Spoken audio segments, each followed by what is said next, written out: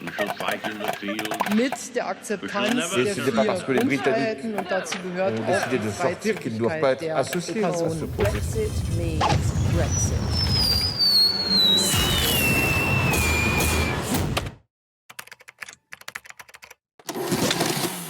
Hello and welcome to another Brexitometer brought to you by the Martin Center.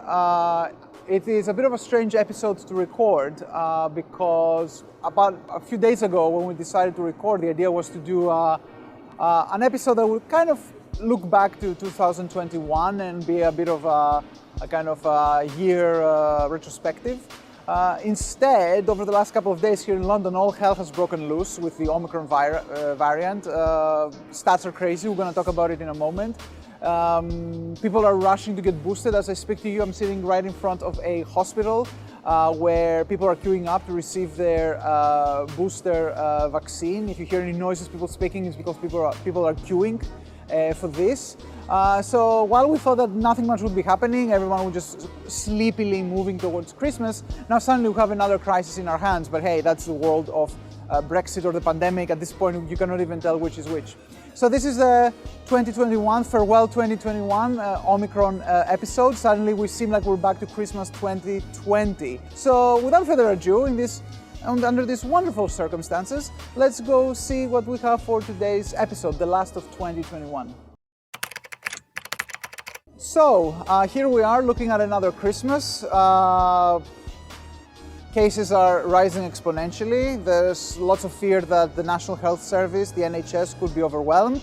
The talk of another lockdown. It feels like it's 2020, right? Actually, no, it's 2021. And the whole situation feels completely surreal right now because it has spiraled out of control within a few days. And if you're European, it matters for you watching it because usually the UK has the unique privilege of getting things wrong first before the rest of Europe gets things wrong. So it seems that the Omicron variant is now dominant in London. The numbers are staggering, are crazy. They talk about 200 to 300,000 cases per day. It could reach up to 1 million cases as we speak.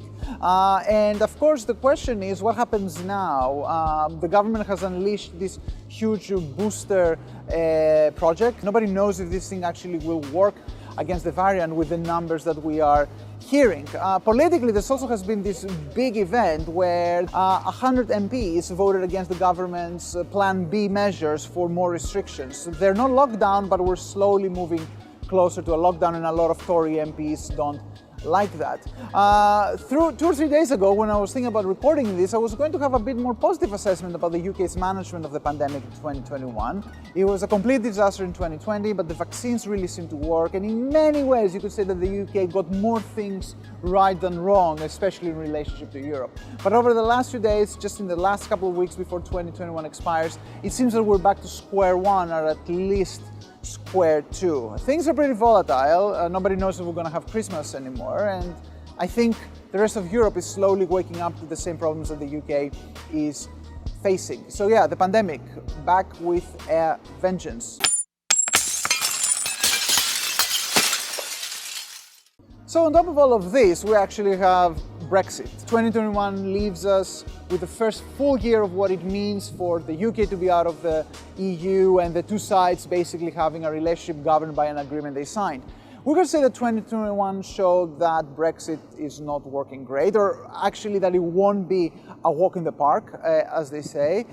It has been frictions from early on, whether it is about Ireland or whether it is about immigration on the English Channel or whether it is economic relationships or all other kinds of things. Paradoxically, as the news of the virus got really bad, news on Brexit seemed to be getting progressively better. So the negotiators of the two sides actually agreed to push and continue the negotiations on Ireland moving into 2022, showing that a lot of the discussion there was about cancelling the agreement or calling off the agreement or starting a trade war really seemed to have moved in the background. One could say that perhaps Brexit and the pandemic are a bit of a kind of magnets, right? When the one goes up, the other goes down. I think both sides realized as the pandemic heated up that they could not afford having a Brexit crisis on their hands as well. So we could say that 2021 offered a not very positive situation of what the world would be under Brexit. We knew that already. But it also offered a bit of a lesson in realism, that the two sides may step back from the brink if they see that their interests could be unnecessarily hurt by a Brexit crisis. But this only means that the problem is now postponed back into 2022. Essentially, Brexit is a permanent state of being. We also knew that already, but we saw that this has played out in 2021. There will be much more to talk about Brexit as those negotiations unfold early next year. So this was the last episode, the final episode of Brexitometer for 2021, the Omicron episode. Apologies if it sounds suddenly a bit too, dramatic, just coming at you really aggressively. I'm sure you would have liked a nice, relaxing, fire chat Christmas episode, but that's not what we're getting here in the UK with the emergence of the Omicron variant. Honestly, we have no idea whether it's going to be as crazy as the panic seems to suggest, or maybe we're lucky that we're going to dodge a bullet, it's going to get better, maybe the vaccines are going to work their miracles again. Again, it is very disruptive thinking about it, especially at a time when we thought that we could perhaps take a breather after a pretty difficult year that seemed to be slowly getting a bit normalized towards the end of it, and now it seems that we're back in crisis mode. And if the COVID crisis subsides, at least in the UK, we know that this will create more space for the Brexit crisis to emerge.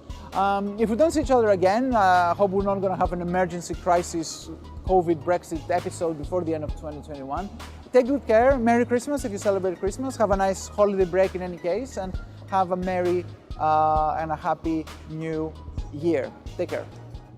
We shall fight in the field. Mit der Akzeptanz der C'est pas parce que les vier Britanniques Grundfreiheiten, und dazu gehört ont auch décidé die de sortir qu'ils ne doivent pas Freizügigkeit être der associés à ce Personen. processus. Brexit means Brexit.